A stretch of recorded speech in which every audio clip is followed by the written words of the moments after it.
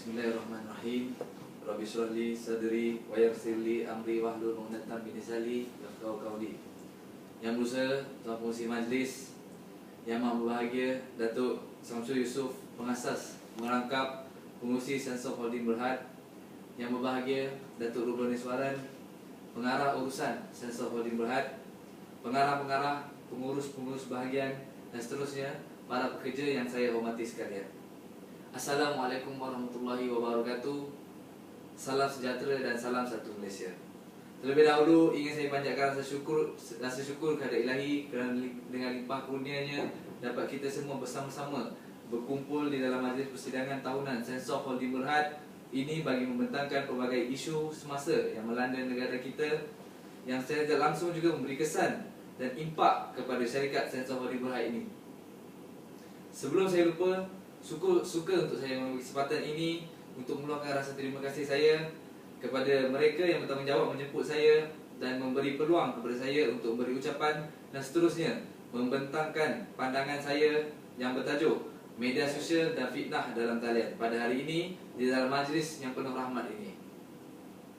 Yang Amat Berhormat Datuk, tuan-tuan dan puan-puan yang saya hormati sekalian, sebagai pendahuluan ucapan saya pada hari ini, saya ingin menceritakan sedikit tentang sejarah perkembangan media sosial di dunia yang serba moden ini.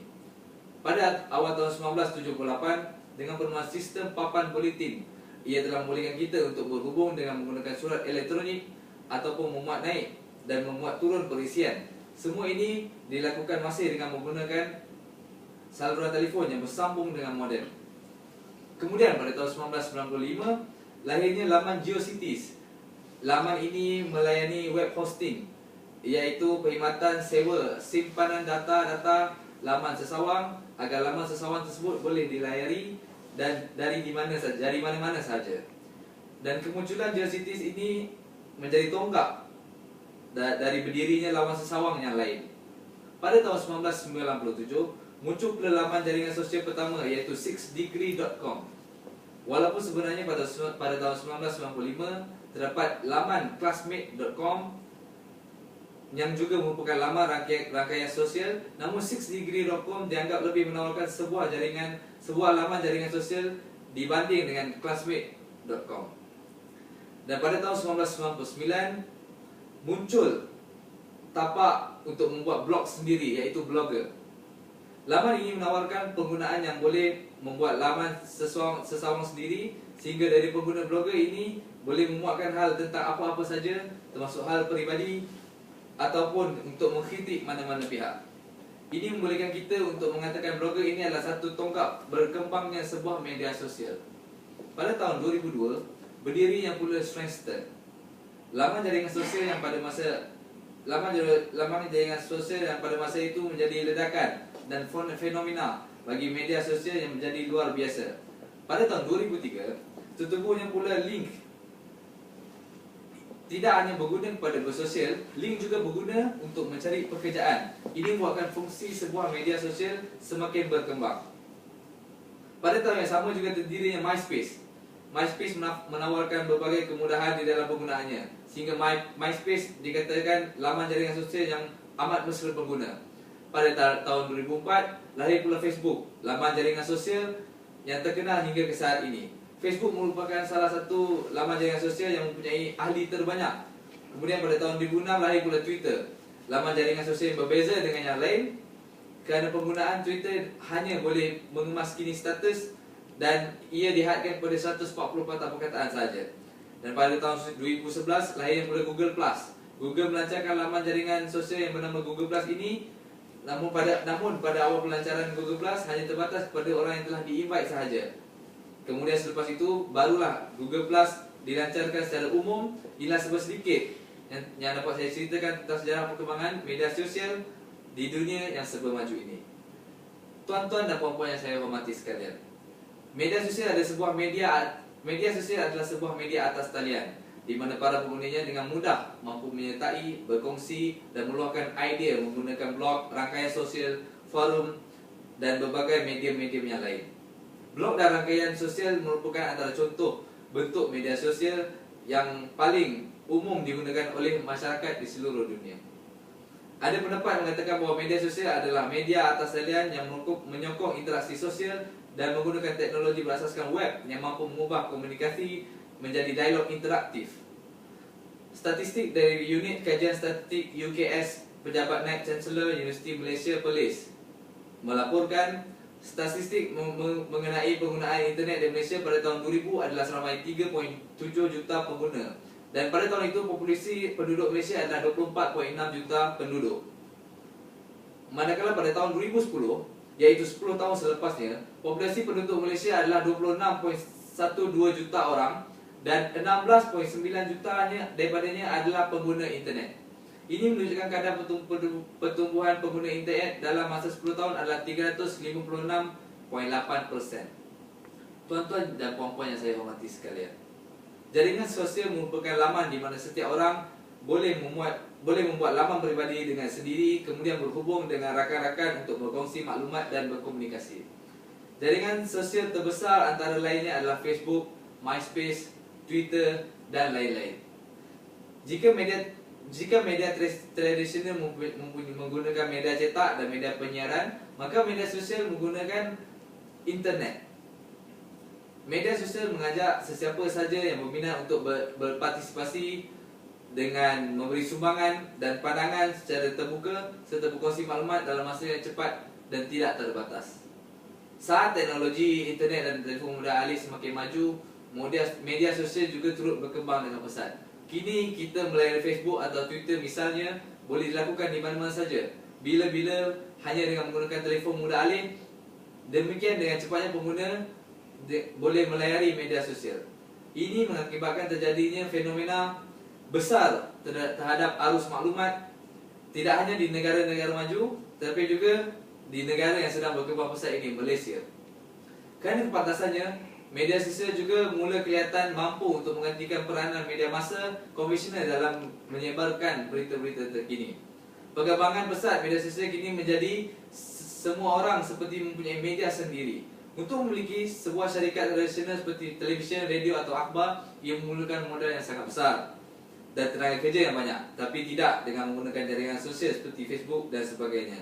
Seorang pengguna media sosial boleh melayari media sosial dengan menggunakan rangkaian internet tanpa melibatkan kos yang besar, tanpa alat mahal yang boleh digunakan sendiri tanpa memerlukan pekerja. Kita sebagai pengguna sosial media sosial dengan bebas boleh mengubah, menambah, memuat taik, mengubah suai baik, tulisan, gambar, video, grafik dan pelbagai lagi. Yang amat berbahagia Datuk, tuan-tuan dan puan-puan sekalian. Namun, setiap kebaikan pasti ada keburukannya. Setiap kelebihan pasti ada kekurangannya. Sama juga seperti media sosial ini. Walaupun begitu banyak kebaikan dan kemudahan yang dapat kita kecapi dengan menggunakan media sosial, akan tetapi begitu banyak juga keburukan dan kekurangan yang mungkin kita hadapi dalam penggunaan media sosial ini. Antaranya ialah melalaikan. Penggunaan media sosial boleh membolehkan kita untuk berkomunikasi dengan rakan-rakan tanpa mengambil kira jarak, sama ada jauh atau dekat. Kadang-kadang setengah individu itu terlalu asyik berchatting sehingga lalai akan tanggungjawab yang perlu dilakukan di dalam dunia realitinya. Ini amat membimbangkan. Selain daripada melalaikan, berbagai bentuk games yang ditawarkan di media sosial juga membuatkan pengguna terlalu obses, sehingga pengguna yang terlalu obses menjadi gila. Kegilaan pada games ini membuatkan mereka sukar untuk berenggang dengan darinya. Mereka juga cepat berasa marah jika ada sesiapa yang cuba mengganggu ketika mereka asyik bermain. Seorang pensyarah daripada University of Oxford, Dr. Susan Greenfield, mengatakan obsesi melampau melayari laman sosial dan bermain games boleh menjejaskan fungsi otak. Ia boleh membuatkan otak kita menjadi kurang tumpuan dan akan mengurangkan aspek kepantasan reaksi dan juga rasa empati. Malah ketagihan terhadap laman sosial juga secara tidak langsung akan membuat mereka sedikit demi sedikit terhakis dengan pergaulan secara realiti. Jika ada masa terluang, mereka tidak akan lagi meluangkan masa bersama ahli keluarga, rakan-rakan, dan sebaliknya, mereka lebih seronok menghabiskan masa terluang itu dengan melayari media sosial dan bermain games di dalamnya. Ketagihan melayari media sosial juga ini tidak mengambil kira peringkat umur.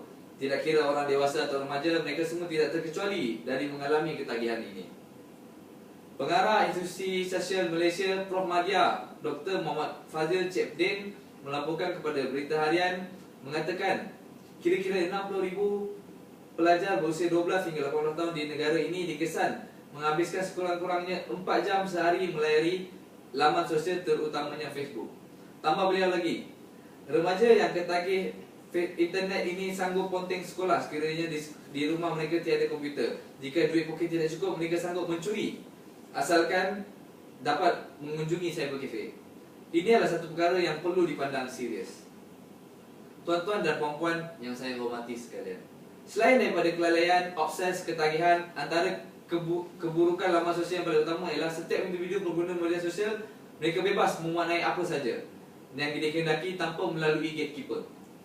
Gatekeeper ini hanya ada pada media massa. Gatekeeper ialah satu yang akan menentukan dan menilai sesuatu maklumat atau isi itu sebelum disiarkan kepada awam. Tetapi tidak ada media sosial. Tapi tidak pada media sosial. Ini membuatkan kadang-kadang sesuatu maklumat daripada media sosial itu tidak ada kredibilitinya. Malah setengah individu itu juga cenderung untuk menyalahgunakan media sosial ini sehingga akhirnya menjadi satu daripada gejala sosial yang paling bahaya di dalam masyarakat kita pada hari ini. Kita boleh lihat mulai daripada akhbar apa yang telah terjadi apabila media sosial ini disalahgunakan oleh golongan yang tidak bertanggungjawab untuk mengaut keuntungan peribadi. Kita selalu mendengar orang yang diperdaya melalui laman sosial. Kita juga sering mendengar kewujudan sindiket tertentu seperti African Scam yang licik menipu orang ramai melalui media baru-baru ini. Kebiasaannya orang yang sering menjadi penipuan ini adalah mereka yang kurang berpengetahuan mengenai selok-belok sesuatu perkara. Ada juga yang mempunyai pengetahuan tetapi malangnya bersikap tamak untuk mendapat keuntungan secara cepat dan mudah. Yang paling sedih ialah kebanyakan mangsa penipuan ini adalah orang yang mudah mempercayai orang lain tanpa banyak unsur periksa. Lebih malang lagi, kebanyakan mangsa adalah kaum hawa. Ini adalah satu hakikat dan saya tidak berniat untuk merendahkan kaum wanita. Baru-baru ini kita dimomokkan pula dengan cerita mengenai artis atau selebriti yang dipersalahkan kerana terlalu mesra dengan peminat di media sosial. Selain itu, seorang artis wanita popular mendakwa menjadi mangsa urutan peminat yang berdesaknya memaparkan aksi lucah di laman sosial Facebook. Itu baru dua daripada beratus-ratus malah ribuan kisah membabitkan penyalahgunaan media sosial. Malah pernah terjadi insiden yang lebih menakutkan apabila ada pihak menggunakan media sosial ini mengugut rakan atau kenalan mereka. Selain kepincangan akibat penyalahgunaan media sosial ini sering dipaparkan di dada akhbar dan semakin menggusarkan kita. Tuan-tuan dan puan-puan yang saya hormati sekalian, selain daripada penipuan, fitnah dalam media sosial, ketagihan dan kelalaian terhadap media sosial ini juga pasti akan memberikan kesan yang buruk terhadap kesihatan sama ada mental ataupun fizikal. Profesor Richard Beasley melaporkan dalam New Zealand Medical Journal, menerusi kajian mereka mendapati 1/3 daripada pesakit yang dimasukkan ke hospital kerana mendapat trombosis, pembuluh darah vena atau darah beku adalah mereka yang menghabiskan masa berjam-jam menghadap komputer. Apabila kita menghabiskan banyak waktu melayari media sosial terhadap komputer, kita amat mudah terdedah kepada risiko-risiko seperti gangguan mata, penglihatan, gangguan pendengaran, sakit kepala, sakit bahu, belakang badan, pinggang, bahagian punggung, lutut dan sakit kaki. Tuan-tuan dan puan-puan yang saya hormati sekalian, sebagai penutup ucapan saya pada hari ini, saya mohon tuan-tuan dan puan-puan sebagai ibu, bapa dan juga penjaga boleh memantau bukan sahaja anak-anak tapi diri kita sendiri dan juga orang sekeliling kita supaya mencegah daripada perkara-perkara yang tidak ingini berlaku. Kita sudah tahu baiknya dan buruknya media sosial ini. Diri kita sendiri yang menentukan sama ada yang menjadi teknologi yang positif ataupun negatif. Jadi saya ingin memohon maaf kepada tuan-tuan dan puan-puan sekiranya saya ingin ada membuat silap dan salah di dalam ucapan saya pada hari ini. Jutaan terima kasih saya mengucapkan kepada Sensor Wali Berhad kerana sudi menjemput saya pada hari ini. Jika ada sumur di ladang, boleh kita menumpang mandi. Jika Jika ada sumur di ladang, boleh kita berjumpa lagi. Sekian, wabillahi taufiq wa hidayah. Wassalamualaikum warahmatullahi wabarakatuh.